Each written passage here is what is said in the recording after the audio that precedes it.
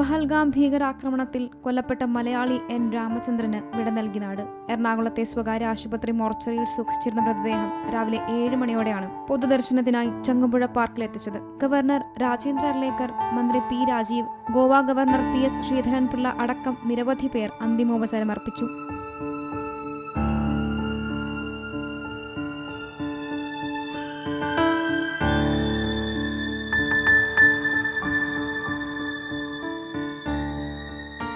മകൾ ആരതി, മകൻ അരവിന്ദ്, ഭാര്യ ഷീല എന്നിവർ രാമചന്ദ്രന്റെ മൃതദേഹത്തിൽ പ്രാർത്ഥനാപൂർവ്വം ആദരമർപ്പിച്ചു. പൊതുദർശനത്തിന് ശേഷം മൃതദേഹം വിലാപയാത്രയായാണ് ഇടപ്പള്ളിയിലെ നീരാഞ്ജനം വീട്ടിലെത്തിച്ചത്. തുടർന്ന് ഗാർഡ് ഓഫ് ഓണർ നൽകി മൃതദേഹം ഇടപ്പള്ളി ശാന്തി കവാടത്തിൽ സംസ്കരിച്ചു.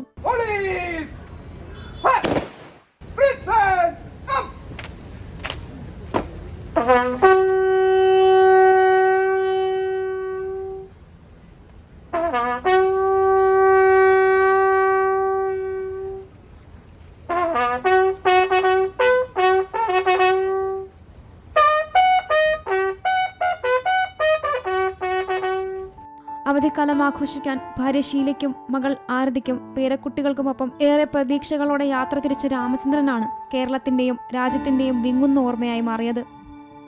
See Malayalam news, Kochi. പുതിയ വാർത്തകളും വിശേഷങ്ങളും ഇനി വിരൽ തുമ്പിൽ.